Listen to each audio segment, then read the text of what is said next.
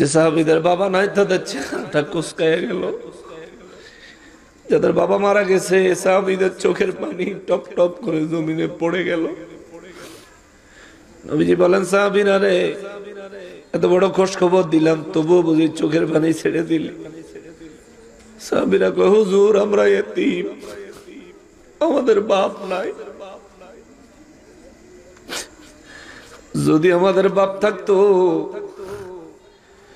বাবা চেহারায় তাকায়া এত বড় ফজিলত আমরা পায়া যাইতাম। হুজুর আমাদের বাপ নাই, এজন্য আমরা কাঁদি। আরেক সাহাবী কয়, নবী গো, ও দয়াল নবীজি, বাবার চেহারায় তাকায়া থাকলে সওয়াব হয়, হুজুর মায়ের চেহারায় কি কোনো সওয়াব নাই? আমার নবী বলেন, আছে। হুজুর কেমন সওয়াব? নবী বলেন, একবার কোন সন্তান যদি তার মায়ের চেহারায় মায়ার নজর দেয়, আমার আল্লাহ তার উপর খুশি হয়, একটা কবুল হজের সওয়াব তারে দান করে। হুজুর কেউ যদি 2 বার মায়ের চেহারায় মায়ার নজর দেয়, আমার নবী বলেন আমার আল্লাহ তার চেহারা, তার আমলনামার মধ্যে 2টা কবুল হজের সওয়াব দান করে দেয়। আরেক সাহাবী কয়, হুজুর কেউ যদি 3 বার কিংবা তার চাইতেও বেশি বার কেউ যদি মায়ের চেহারায় মায়ার নজর দেয়, ইয়া রাসূলুল্লাহ ওই ব্যক্তির জন্য কি কবুল হজের সওয়াবের ব্যবস্থা আছে নাকি? আমার নবী রাহমাতুল লিল আলামিন বলেন, আমার রব্বুল ইজ্জত কৃপণ। আমার রব্বুল ইজ্জতের দরবার থেকে আমি নবী ঘোষণা দিচ্ছি, একজন সন্তান দিনে যতবার তার মায়ের চেহারায় মায়ার নজর দিবে, আমার আল্লাহ তার আমলনামায় ততটা কবুল হজের সওয়াব দান করবে। নবীজি রাহমাতুল লিল আলামিন এই বয়ান শুনে সাহাবায়ে কেরামের মধ্যে আরো একটা দল চেহারা কুঁচকায়া গেল, চোখের পানি ছেড়ে দিল, কাঁদতেছে। এক একজনের হেক্কানি উঠে গেছে কান্নার চোটে।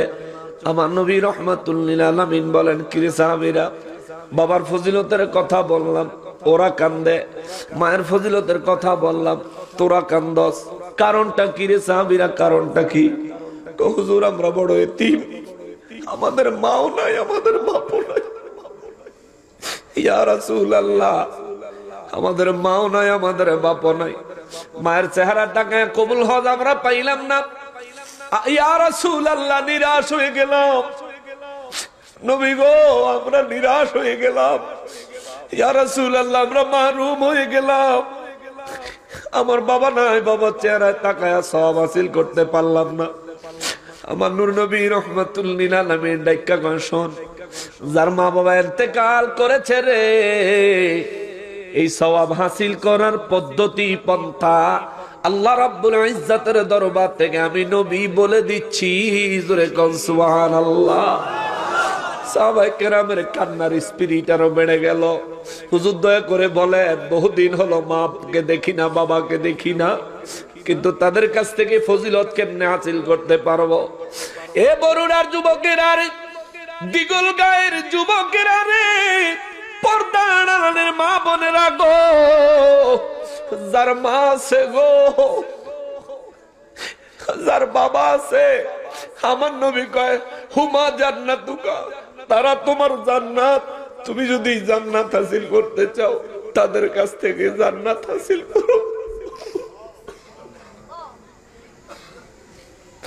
নবী কয়, হুমা নারুকা, তারা তোমার জাহান্নাম। যদি তাদেরকে খুশি করতে না পারো, যদি তাদেরকে সন্তুষ্ট করতে না পারো, তোমার নসিবে জান্নাত নাই রে বান্দা, তোমার নসিবে জান্নাত নাই। যদি তাদেরকে খুশি করতে না পারো, তোমার নসিব হবে জাহান্নাম, জাহান্নাম, জাহান্নাম।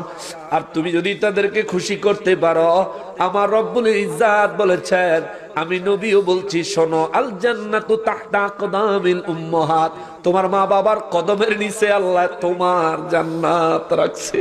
সুবহানাল্লাহ। মুসলমানের ও মুসলমান, আমার নবী বলেন, শোনো সাহাবীরা রে, যার মা নাই, যার বাবা নাই, তাদের কাছ থেকে হজের ফজিলত এবং চেহারায় তাকায় তাকার সওয়াবের ফজিলত, এই দুই ফজিলত যদি হাসিল করতে চাও, আমার নবী বলেন তোমরা 5টা কাজ করবা। 1 নম্বরে তাদের জন্য দোয়া করবা, আসসালাতু আলাইহিমা, 1 নম্বর তাদের জন্য দোয়া করবা।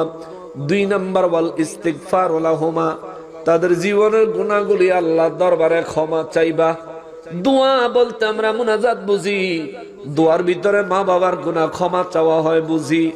ও মুসলমান, আমার নবী রাহমাতুল লিল আলামিন বলেন মা এবং বাবার কোনো ওসিয়ত থাকলে পূরণ করে দিবা। মায়ের দিকের আত্মীয়, বাবার দিকের আত্মীয়র সাথে সুসম্পর্ক রাখবা। আর 5 নম্বরে নবী বলেন মায়ের বান্ধবীদের সাথে মায়ের মতো আচরণ করবা, বাবার বন্ধু তাদের সাথে বাবার মতো আচরণ করবা। এই 5টা কাজ আমার যে উম্মত মা বাবা মারা যাওয়ার পরে করতে পারে রে, আমি নবী আমার ওই উম্মতের জন্য গ্যারান্টি দিয়ে গেলাম, আমার ওই উম্মত মৃত মা বাবার কাছ থেকেও হজের সওয়াব এবং চেহারায় তাকায়া থাকার সওয়াবের ফজিলত আমার ওই উম্মতকেও আমার আল্লাহ দান করবে। জোরে বলেন সুবহানাল্লাহ। এই হাদিসটা বললাম শুধু এই কারণে, হে মুসলমান, মা মারা গেছে, মায়ের চেহারায় মায়ের নজর দিয়া হজের সওয়াব হাসিল করার রাস্তা নাই, কিন্তু নবী কয় একটা রাস্তা আছে, দোয়া করবা। সুবহানাল্লাহ। কি কি কি করব, কি করব? আপনি কে ভাই? আপনি দোয়া করতে মানা করেন? আপনি কে? আপনি কে? মরতেন না? জিন্দা মানুষের সমাজে ফিতনা তো লাগাইলেন যে লোকটা মারা গেছে, তার অপরাধটা কি? তার জন্য দোয়া করতে দেন না কেন? তার সাথে শত্রুতা কিসের? দুঃখের সঙ্গে বলতে হয় এরা জিন্দা মানুষেরও শত্রু, মৃত ব্যক্তিদেরও দুশ্মন। এরা হলো রুচিহীন বদমাশ। হয়তো আপনি কষ্ট পাইবেন, কিন্তু হাত জোর করে বলি আপনারা কষ্ট দেওয়ার জন্য না, বুঝানোর জন্য বলি। আমি যে কখন লাশ হয়ে যাব আমি জানি না, আপনি কখন লাশ হয়ে যাবেন আপনিও জানেন না। যে লোকটার জানাজার পরে দোয়া করতে আপনি নিষেধ করতেছেন, নিজেরে কল্পনা করেন যে আপনি ওই কাফনের ভিতরে, তখন কেউ দোয়া করতে চাইলে আপনি কি করতেন? আর বিরোধিতা করলে বিরোধিতা করেওয়ালাদের সঙ্গে আপনি কি ধরনের আচরণ করতেন? এটা একটু নিজের উপর কল্পনা করেন, তাই তো রেজাল্ট বাইরে যায়। এত ঝামেলা তো দরকার হয় না, কথা কোন ঠিক কিনা? দরকার কি এত ঝামেলা করা? দোয়া করবেন।